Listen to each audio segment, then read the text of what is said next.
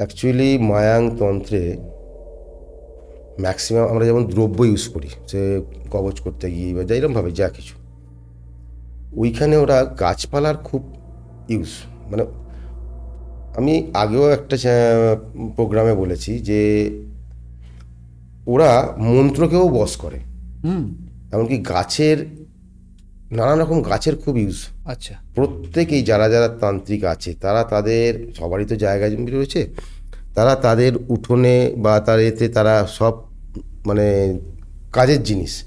ওই জন্য আমি বলেছিলাম যে মায়াং তন্ত্র করতে গেলে, মায়াংয়ের কাজ করতে গেলে মায়াংয়েই যেতে হবে, আদারওয়াইজ কোনো রাস্তা নেই। মানে আমি মায়াংতন্ত্র যদি প্রয়োগ করি সেক্ষেত্রে আমাকে মায়াংকে বসেই কাজটা করতে হবে। মায়াংয়ে বসে করতে হবে, কারণ ওই দ্রব্য তো আমি বাইরে বার করতে পারবো না, কারণ মায়াংয়ের কোনো জিনিস বাইরে বেরোবে না।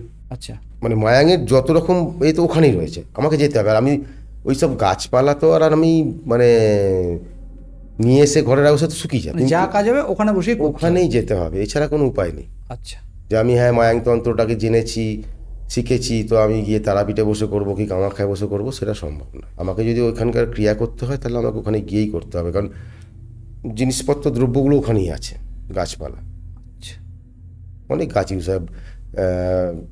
বান তোলার জন্য একটা জিনিস জল দেওয়া হয়, আমি দিই, তাতেও একটা গাছপালা গাছের ইউজ করা হয়। ওখানে সব কিছুটাই মানে নিজের জায়গায় ওদের ব্যবস্থা। যেমন আমি বলেছিলাম যে প্রথম প্রথম যখন আমি যেতাম তখন দেখছি হয়তো লক্ষ্মীর মন্ত্র, আমি দেখছি যে মন্ত্রটা বলছে, আমি তো মন্ত্রটা জানি, আমি দিয়ে শুনছি, তারপরেও দেখছি মন্ত্রটা আরও 3-4 লাইন বাড়ছে। তখন ভাবছি কী হলো, তাহলে কি আমি জানি না? পরে জানলাম যে না, ওটা ওই মন্ত্রটাকেও বস করছে। মায়াং তন্ত্র এটা এর আগে এতটা বেশি প্রচলন ছিল না, কারণ মানুষ মানে সমাজ মাধ্যমে বা মানুষ সমাজে এতটা বেশি মানুষ জানতেন না, যেতে পারতো না, না যার ফলে জানতো না। জানতো না।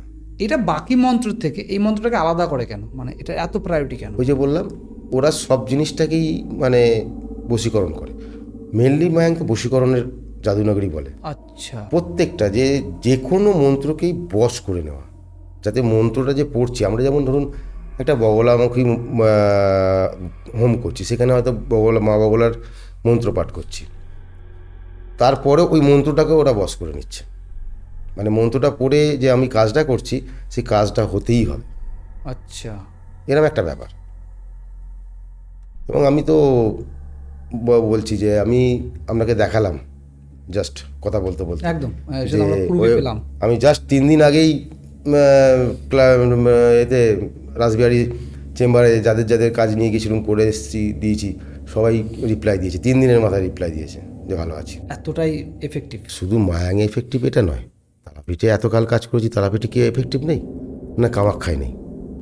সব কিছুই তো মানে হয় আমাদের উপর ডিপেন্ড করে, কতটা প্রভাব করতে পারেন বা কতটা সঠিকভাবে নিয়ম চর্চাগুলো করতে পারেন, করতে তারপরে পারছি। প্রভাব আসে। হ্যাঁ, কিন্তু হ্যাঁ এই সবের থেকে মায়াঙের শক্তি অনেক বেশি, অনেক বেশি। অনেক বেশি, অনেক তাড়াতাড়ি কাজ, অনেক পাওয়ারফুল কাজ।